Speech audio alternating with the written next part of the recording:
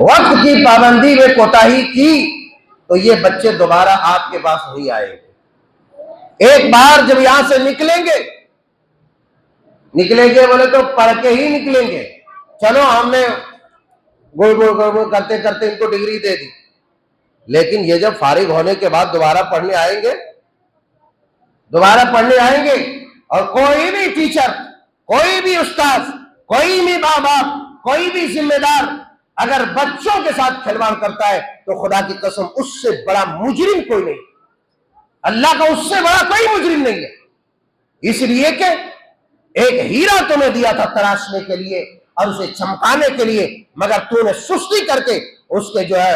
کو کچرے کے ڈھیر اور گبر ڈھیر میں پھینک دیا۔ اللہ تبارک و تعالیٰ سختی کے ساتھ پوچھے گا۔ قوم نے اس لیے دیا ہے تاکہ یہ اللہ کے دین کے سپاہی بنے، اور اگر آپ نے سستی کیا ماں باپ نے، اساتذہ نے، تو میرے رب کی قسم اس قدر سختی کے ساتھ پوچھا جائے گا کہ اگر بچوں نے سستی کر کے اپنے آپ کو، اپنی تعلیم کو خراب کی تو اللہ تبارک و تعالیٰ ایسے سختی کے ساتھ پوچھے گا کہ اس کے پاس کسی کا جواب نہیں ہوگا، کسی کا جواب نہیں ہوگا۔ اس لیے یہ جو بچے آ رہے ہیں اس کو اچھے سے اچھے انداز میں سمجھانے اور پڑھانے کی کوشش کریں، اور آپ لوگ گھر میں بٹھا کے انہیں پڑھوانے کی کوشش کریں تاکہ یہ اچھی طرح سے علم حاصل کر سکے اور اچھا عالم دین، عالم ربانی بن سکے۔ یہ دوبارہ پھر میں کہتا ہوں آپ کے پاس نہیں آئے گا، یہ وقت ہی اس کے پاس نہیں رہے گا۔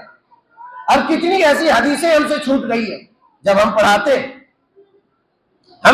ہیں تو خدا کی قسم ایسا لگتا ہے کہ کاش کہ اس درس میں ہم موجود ہوتے اور اپنے شیخ سے، اپنے استاد سے یہ پڑھ لیے ہوتے تو آج ہمیں دشواری نہیں ہوتی، بڑی تکلیف ہوتی ہے۔ اس لیے اس امانت میں خیانت کرنے والے سے بڑا مجرم کوئی نہیں ہے۔ میں تو ابھی بھی کہتا ہوں، اپنے اساتذہ کو تنہائی میں بھی کہتا ہوں کہ اگر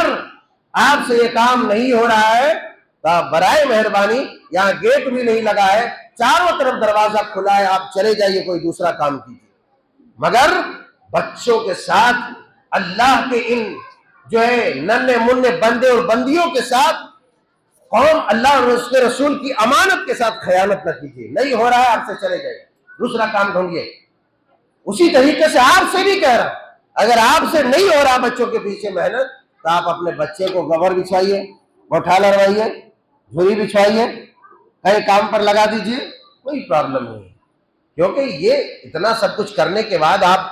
اگر غافلوں کی طرح پڑے ہوئے ہیں تو پھر کوئی فائدہ نہیں ہے۔